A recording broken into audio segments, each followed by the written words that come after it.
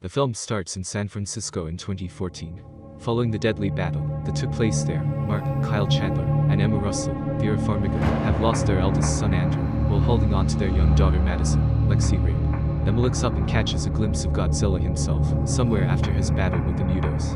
In the present, Mark and Emma are separated, and she works as a paleobiologist for Monarch while living with Madison, now played by Millie Bobby Brown. She has been working on a device called the Orca, which can create frequencies used for communicating with Titans. Mark still tries to maintain contact with them for Madison's sake. Emma and Madison later go to an underground facility in China, where other scientists are witnessing the birth of Mothra. As she emerges, she spots soldiers with weapons drawn on her, and she reacts violently, shooting them with webbing. Emma runs to try and activate the Orca, and manages to find a frequency that Mothra can understand, which calms her down. Madison is even able to approach her and touch her. Unfortunately, the moment is ruined when a group of eco-terrorists led by Alan Jonah, Charles Dance, come in, kill the remaining scientists, and kidnap Emma and Madison. Mothra manages to escape. At a Monarch Senate hearing, Dr. Ishiro Serizawa, Ken Watanabe, Dr. Vivienne Graham, Sally Hawkins, and Dr. Sam Coleman and Thomas Middleditch walk out after the senators demand that Monarch be integrated into the US government. They later meet with Mark, after learning that Emma and Madison were taken by Jonah, as he wants to use the Orca for his own nefarious purposes. The three take Mark with them to meet other Monarch employees, such as sonographer Dr. Rick Stanton, Bradley Woodford, and mythologist Dr. Eileen Chen, Zi Zhang, as well as G-Team leader Colonel Diane Foster, Aisha Hines, and Officer Jackson Barnes, O'Shea Jackson Jr. They inform Mark that many other Titans besides Godzilla have been discovered, and although he suggests killing them before they come out, he seems to blame Godzilla for Andrew's death. Monarch refuses to let that happen. They then show him that they have Godzilla contained, but they are now setting him free, so that he may trust them. Godzilla then swims toward Antarctica, and Monarch follows. Yona brings Emma and Madison to a site where a colossal creature dubbed Monster Zero King Ghidorah lays encased in solid ice. They set up the Orca to try and communicate with him, when Monarch and Jonah's team eventually clash.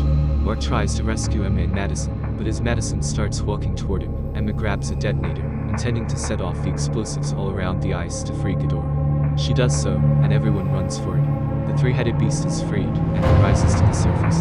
Not long after, Godzilla comes in to fight. The two monsters engage in a smackdown, with Godzilla trying to fire his atomic breath at Ghidorah, but he dodges, and fires lightning from all three heads, plunging Godzilla back into the ice. Ghidorah then proceeds to rampage, killing a number of people, including Green. In the aftermath, Monarch makes contact with Emma, who is willingly working with Jonah to free the Titans. In their eyes, the Titans are the planet's rightful rulers, and they may bring a balance back to the world that man has long since ruined.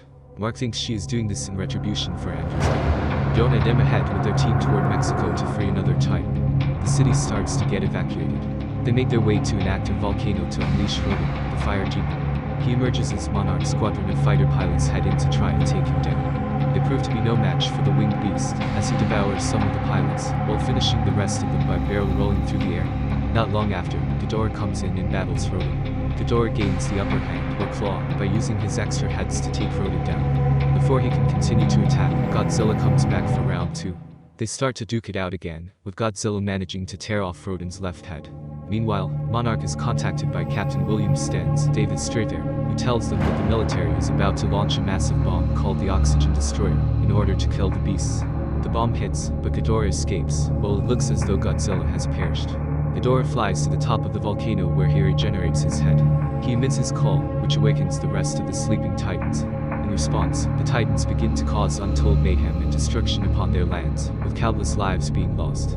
Rodan even submits to Ghidorah's rule, because, as Monarch notes, Ghidorah has established himself as the alpha among the Titans, so they all follow him now.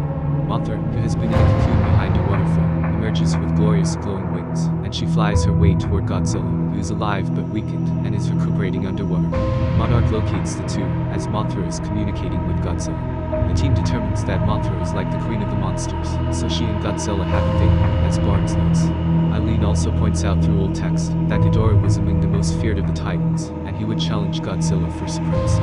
Mark heads with Serizawa, Eileen, and Coleman toward Godzilla's location in an attempt to revive him, but it is noted that it could take years for his healing process to fully get him back on his feet.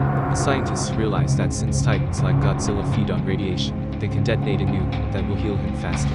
However, the sub's weapons systems is offline, after sustaining serious damage, so Serizawa makes the choice to take the nuke down there himself, and set it off. He bids farewell to his colleagues and makes his way up to Godzilla, the closest he has ever gotten to him. He pets a barely conscious Godzilla before telling him goodbye and detonating the nuke, sacrificing himself. Soon, Big G emerges more powerful than before, and he fires his atomic breath into the sky. By now, Emma has realized that her original plan has gone out of control, and that Ghidorah is leading the Titans to cause more destruction. Even Madison has shut her mom out for it, calling her a monster. Emma tells Jonah that since Fenway Park and most of Boston has been evacuated, they can use the Orca to broadcast a frequency through there, but Jonah turns his back on Emma. Madison steals the Orca and heads to Fenway Park herself, sending out a frequency that is strong enough to attract the Titans to that location. Ghidorah arrives, as does Godzilla, and they continue to rampage in their final showdown across the city, while Madison heads for cover. Mark informs the Monarch team that Emma created the Orca with mixed frequencies from Godzilla and humans, so humanity has as much of a part in this battle as the Titans do. They also see that Godzilla is emitting a massive nuclear pulse, and he is set to go off soon. Mark heads into the city to find Madison, and they eventually come across Emma, who has fled from Jonah to save her daughter. They determine that Madison has gone to their old home, and sure enough they find her there under the rubble, unconscious but alive. Godzilla and Ghidorah go at it again, with the three heads chomping into Godzilla's sides. Up in the sky, a beam of light emerges, and Mothra swoops down to help Godzilla out by webbing the three heads. Rodan returns and attacks Mothra, nearly taking her head off until she outsmarts him and takes him down by jabbing her stinger into his shoulder. Ghidorah has now weakened Godzilla, and Mothra goes by her friend's side. She rises toward Ghidorah, but the beast fires his lightning and vaporizes her, and her essence covers Godzilla to invigorate him. In a rage, Godzilla rises to continue attacking his nemesis. Meanwhile, the humans try to get the hell out of Boston, but Emma knows she must redeem herself for what she started. She declines to get on the aircraft out of the city, even as Mark and Madison plead with her to join them. She takes a van and uses the Orca to lure Ghidorah toward her. He fires a blast at her, which only knocks her out of the van, but has bought Godzilla enough time to get his nuclear pulse building. Before dying, Emma looks up and declares, "Long live the king." Skyscrapers melt around him while everything else bursts into flames. Finally, Big G delivers a powerful blast toward Ghidorah, first to singe off his wings, and then to take out his two side heads. After one more blast, the city becomes toast, and from the smoke, it appears that Ghidorah's head is emerging except it's inside Godzilla's mouth, and he finishes off the beast once and for all. Soon, the other Titans arrive in what remains of Boston. They all bow before Godzilla, even Rodan. Mark, Madison, and the rest of Monarch watch in astonishment. Godzilla then lets out a triumphant roar. During the credits, we see newspaper articles making notes that a Mothra egg has been discovered, meaning she can come back, while continuing to document ongoing activity in Skull Island. We see more cave drawings, including one in which Godzilla battles the world's other most well-known Titan, Kong.